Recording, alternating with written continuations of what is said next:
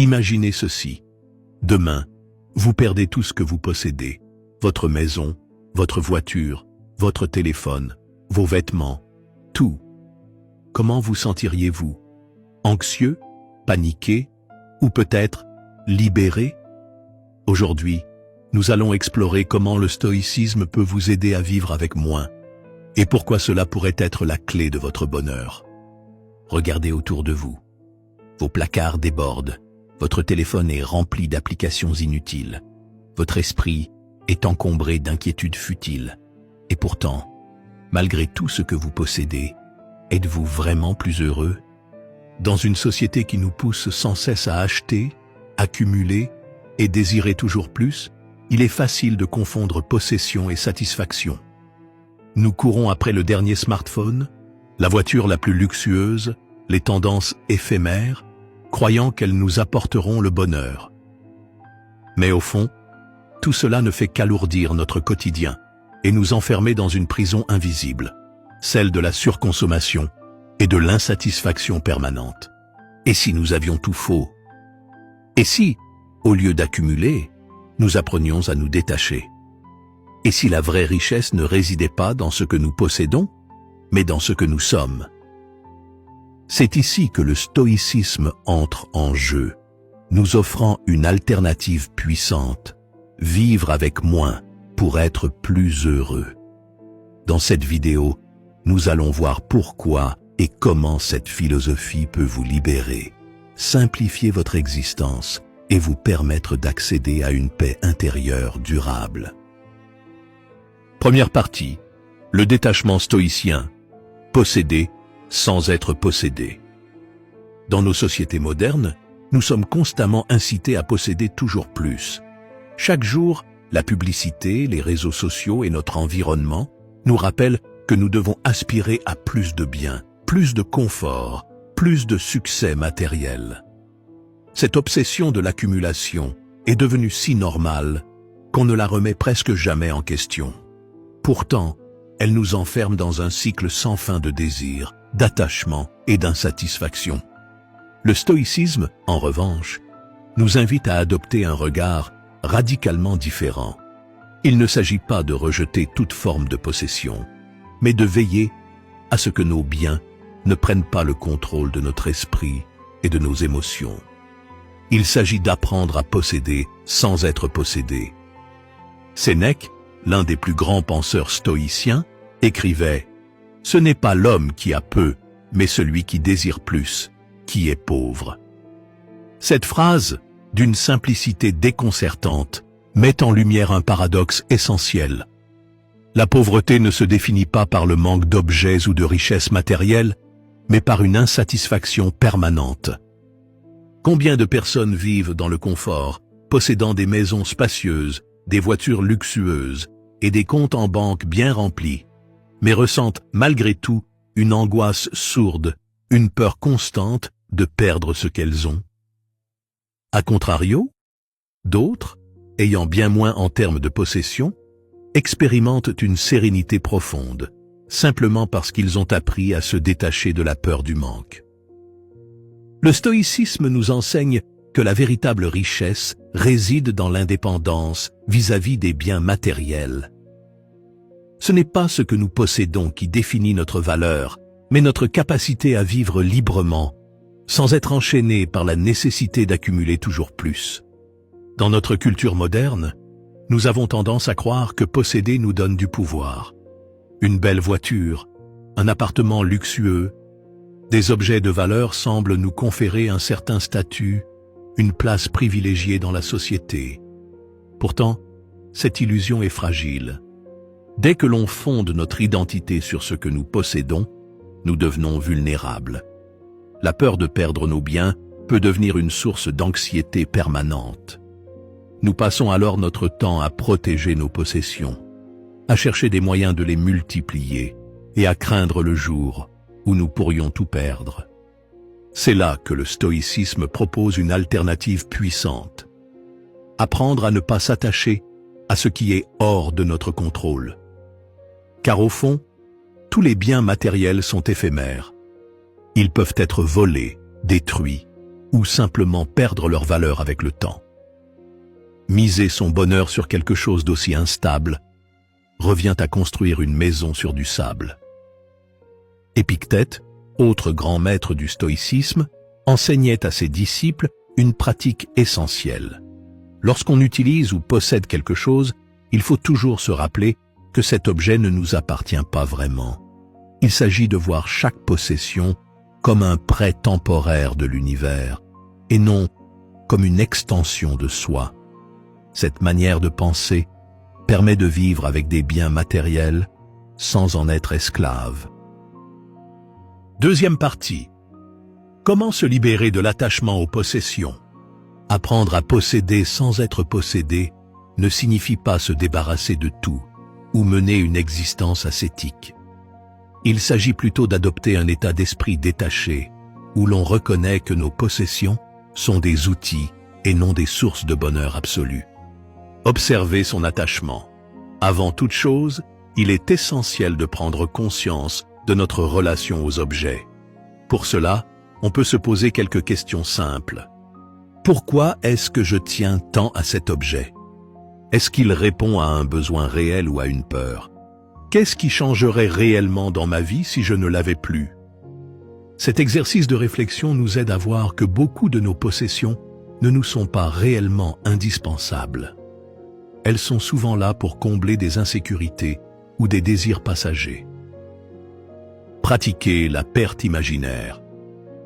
Une technique stoïcienne puissante consiste à imaginer régulièrement la perte de nos biens. Cela ne signifie pas devenir pessimiste, mais plutôt s'entraîner à accepter l'impermanence des choses. Par exemple, fermez les yeux et imaginez que demain, vous perdez votre téléphone, votre voiture ou tout autre objet auquel vous êtes attaché. Comment réagiriez-vous? Quelle serait votre émotion principale? Si une forte anxiété surgit, cela signifie probablement que vous avez trop d'attachement à cet objet. Cette pratique a un double effet. D'une part, elle nous prépare mentalement aux aléas de la vie, et d'autre part, elle nous permet de relativiser notre rapport aux biens matériels. Expérimenter la privation temporaire. Un autre moyen d'éduquer son esprit au détachement est de volontairement se priver, de temps en temps, d'un confort auquel nous sommes habitués. Les stoïciens, y compris Sénèque, pratiquaient ce que l'on pourrait appeler aujourd'hui des défis de simplicité volontaire. Ils s'habillaient parfois avec des vêtements modestes, dormaient sur un sol dur, ou mangeaient des repas frugaux, même s'ils avaient les moyens de vivre dans le luxe. L'idée n'est pas de s'infliger des souffrances inutiles, mais de tester notre capacité à vivre sans, en réalisant que l'on peut être tout aussi bien, voire mieux, sans certains biens. Nous apprenons à ne plus en dépendre émotionnellement. Se rappeler que nous sommes de passage. L'une des vérités les plus libératrices du stoïcisme est la conscience de notre propre mortalité. Nous sommes de passage sur cette terre, et aucun bien matériel ne nous accompagnera après notre mort. Plutôt que de passer notre vie à accumuler, ne vaudrait-il pas mieux nous concentrer sur ce qui a une réelle importance? Les relations, la sagesse, l'expérience, le développement de notre esprit. Voilà ce qui nous appartient véritablement et que personne ne peut nous enlever. Marc Aurèle rappelait souvent cette idée dans ses pensées pour moi-même. Tout ce qui est éphémère n'est qu'un simple flux d'événements et de perceptions. Ne t'attache à rien de ce qui peut disparaître d'un instant à l'autre. Cette prise de conscience permet de relativiser. Pourquoi s'accrocher à des choses matérielles quand on sait qu'elles ne sont qu'un souffle dans l'histoire de notre existence? Troisième partie. Redéfinir nos besoins et trouver le bonheur dans la simplicité. Nous vivons à une époque où nous avons accès à plus de biens et de services que jamais auparavant. Pourtant, au lieu de nous sentir épanouis, beaucoup d'entre nous sont stressés, insatisfaits et en quête perpétuelle de mieux. Ce phénomène est connu sous le nom de paradoxe de l'abondance. Alors que nous avons plus, nous semblons en manquer davantage. Des études psychologiques montrent que trop de choix peut en réalité générer plus d'anxiété que de satisfaction. De même, la quête constante de possessions matérielles nous place dans une course sans fin, où chaque nouvel achat procure une satisfaction éphémère avant de laisser place à un nouveau désir. Le stoïcisme nous éclaire sur cette illusion. Le bonheur ne vient pas de l'accumulation, mais de notre capacité à être satisfait de ce que nous avons déjà. Sénèque l'exprimait ainsi. « Ce n'est pas celui qui a peu qui est pauvre, mais celui qui désire plus. » En d'autres termes, notre insatisfaction ne vient pas du manque, mais du désir insatiable de posséder toujours plus. Au lieu de nous laisser piéger par une société qui nous pousse à désirer sans cesse, nous pouvons reprogrammer notre esprit pour distinguer l'essentiel du superflu. Nous confondons souvent nécessité et envie. Les stoïciens nous invitent à nous interroger avant chaque acquisition. Est-ce que cet objet répond à un besoin réel ou à un désir passager? Est-ce que je le veux par utilité ou par pression sociale? Plutôt que de toujours chercher ce qui nous manque, il est possible de cultiver la gratitude pour ce que nous avons déjà. Une des pratiques les plus puissantes consiste à noter chaque jour 3 choses pour lesquelles nous sommes reconnaissants. Cet exercice simple renforce notre satisfaction intérieure et réduit notre besoin de toujours posséder plus. Un autre principe stoïcien fondamental est de vivre avec intention. Marc Aurèle nous encourageait à aligner nos actions sur nos valeurs profondes, plutôt que sur des désirs matériels éphémères. Plutôt que d'investir notre temps et notre argent dans des objets, pourquoi ne pas privilégier des expériences enrichissantes et des relations authentiques? La vraie richesse est de se contenter de peu. Épictète. Adopter un mode de vie plus simple ne signifie pas se priver, mais se libérer. Moins d'attachement aux possessions réduit l'anxiété liée à la peur de perdre et permet de reprendre le contrôle de ses choix. En réduisant notre dépendance aux biens matériels, nous retrouvons une plus grande liberté intérieure et un bien-être durable. Enfin, le stoïcisme nous enseigne une leçon essentielle. Le bonheur ne se trouve ni dans l'accumulation, ni dans le futur, mais ici et maintenant. Marc Aurèle nous rappelle: ne te laisse pas distraire par ce qui pourrait arriver demain. Concentre-toi sur ce que tu peux faire aujourd'hui pour vivre une vie vertueuse et épanouissante. Plutôt que de penser à ce qui nous manque, prenons un instant pour apprécier la richesse du présent. Respirez profondément, observez ce qui nous entoure, savourez un moment simple. Ces petits instants de pleine conscience sont la véritable clé du bonheur. Vivre avec moins ne signifie pas mener une vie austère, mais réapprendre à apprécier ce qui compte vraiment. Le stoïcisme ne nous demande pas de renoncer à tout confort, mais d'éviter d'être possédés par nos possessions. En redéfinissant nos besoins et en cultivant la gratitude, nous découvrons une richesse bien plus précieuse que n'importe quel bien matériel, celle d'une vie simple, libre et profondément épanouissante. 4e partie, vivre avec moins pour créer plus. Et si vivre avec moins n'était pas seulement une question de renoncement, mais une opportunité de créer plus de sens, plus de connexion, plus de contribution. Et si, en réduisant nos possessions, nous pouvions accéder à une forme d'abondance bien plus profonde et durable que celle que nous promet la société de consommation. Dans cette 4e partie, nous allons explorer une idée puissante. Vivre avec moins nous permet de créer plus de valeur dans notre vie et dans celle des autres. Le stoïcisme nous offre une vision de l'abondance qui ne repose pas sur l'accumulation, mais sur la création et le partage. Un moins de possession, plus de temps pour créer. Lorsque nous accumulons des biens matériels, nous accumulons aussi des obligations. Entretenir, réparer, ranger, remplacer. Tout cela prend du temps que nous pourrions consacrer à des activités créatives, à nos passions ou à des projets qui ont du sens. Le stoïcisme nous invite à repenser notre rapport au temps. Comme le disait Sénèque, ce n'est pas que nous avons peu de temps, mais que nous en perdons beaucoup. En vivant avec moins, nous libérons du temps pour créer, que ce soit une œuvre d'art, une entreprise, ou simplement une vie plus alignée avec nos valeurs. Mais comment faire concrètement pour libérer ce temps précieux? Voici une pratique stoïcienne simple. Identifiez une possession qui vous prend du temps. Par exemple, une voiture coûteuse à entretenir ou un gadget qui nécessite beaucoup d'attention. Imaginez ce que vous pourriez créer si vous vous en débarrassiez. Ce petit exercice vous aidera à prendre conscience de ce qui vous encombre réellement et à faire des choix plus libérateurs.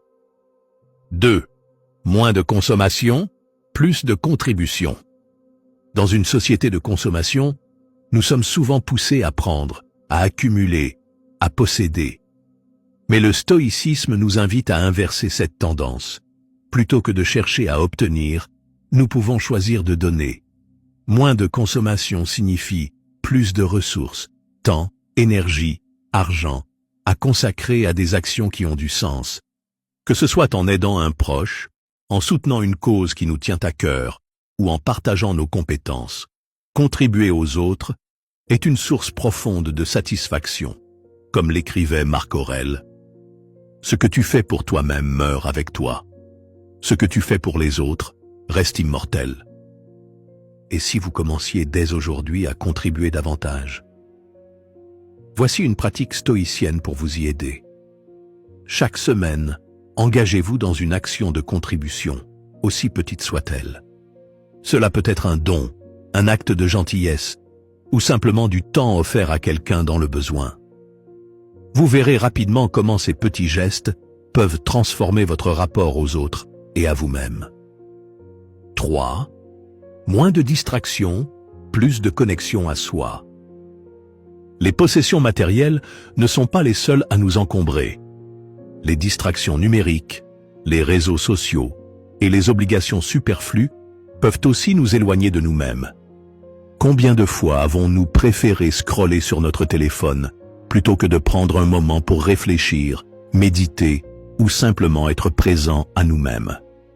Vivre avec moins, c'est aussi choisir de réduire ces distractions pour retrouver une connexion profonde à soi. Le stoïcisme nous rappelle que la véritable richesse réside dans notre capacité à nous connaître, à nous comprendre et à vivre en alignement avec nos valeurs. Comment retrouver cette connexion à soi dans un monde si bruyant? Voici une pratique stoïcienne pour vous guider.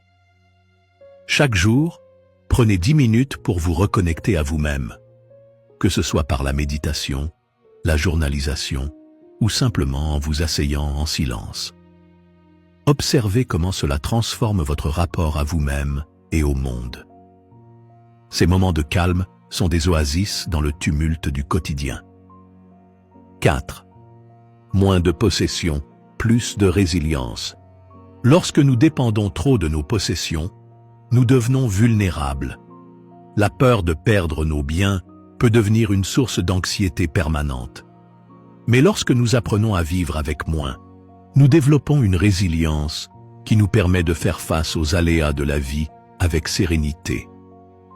Le stoïcisme nous enseigne que la véritable force ne réside pas dans ce que nous possédons, mais dans notre capacité à nous adapter et à rester sereins face à l'impermanence. Comme le disait Épictète, ce n'est pas ce qui t'arrive, mais comment tu réagis qui importe. Comment développer cette résilience au quotidien? Voici une pratique stoïcienne pour vous y entraîner. Imaginez que vous perdez une possession à laquelle vous tenez. Comment réagiriez-vous? Que feriez-vous pour vous adapter? Cet exercice vous aide à développer votre résilience et à vous préparer mentalement aux imprévus de la vie. 5. Moins de possessions, plus de sens. Enfin, vivre avec moins nous invite à redéfinir ce qui a vraiment du sens dans notre vie. Lorsque nous ne sommes plus obsédés par l'accumulation, nous pouvons nous concentrer sur ce qui compte vraiment, nos valeurs, nos passions, notre contribution au monde. Le stoïcisme nous enseigne que le bonheur ne se trouve pas dans ce que nous possédons, mais dans la manière dont nous choisissons de vivre. Comme le disait Épictète, la richesse est dans l'âme, pas dans les possessions. En vivant avec moins, nous créons un espace pour une vie plus alignée avec nos valeurs et plus riche de sens. Comment donner plus de sens à votre vie dès aujourd'hui? Voici une pratique stoïcienne pour vous inspirer. Prenez le temps de réfléchir à ce qui a vraiment du sens pour vous. Quelles sont vos valeurs profondes? Comment pouvez-vous aligner vos actions sur ces valeurs? Ces questions simples peuvent vous guider vers une vie plus épanouissante. Finalement, vivre avec moins n'est pas une contrainte, mais une libération. Ce n'est pas une question de privation, mais de recentrage sur l'essentiel. En nous détachant de la quête infinie de possession, nous retrouvons une liberté intérieure, une sérénité durable et un véritable épanouissement. Le stoïcisme nous rappelle une vérité fondamentale. Le bonheur ne se trouve pas dans ce que nous possédons, mais dans la manière dont nous choisissons de vivre. Moins d'attachement matériel, c'est plus d'espace pour la paix intérieure, plus de temps pour ce qui compte vraiment et plus de clarté pour avancer sans être alourdi par des désirs inutiles. Je vous lance un défi. Pendant les 10 prochains jours, choisissez une chose dont vous pensez ne pas pouvoir vous passer, que ce soit votre téléphone, votre café du matin ou une habitude coûteuse, et essayez de vivre sans. Observez comment cela transforme votre état d'esprit, votre rapport aux objets et votre sentiment de liberté. Partagez votre expérience en commentaire, car c'est en partageant nos découvertes que nous inspirons les autres à faire de même. Alors, posez-vous cette question. Et si, au lieu d'accumuler, vous appreniez à apprécier ce qui est déjà là? Peut-être que le bonheur que vous cherchez ne se trouve pas dans ce que vous pourriez posséder demain, mais dans ce que vous savez apprécier aujourd'hui. Si cette vidéo vous a inspiré, laissez un commentaire avec le mantra du jour. Je choisis de vivre avec moins pour être plus heureux. Aujourd'hui, je me libère du superflu et je me concentre sur l'essentiel.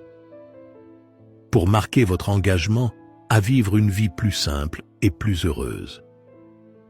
Merci d'avoir suivi cette exploration du stoïcisme et à très bientôt pour de nouvelles aventures philosophiques.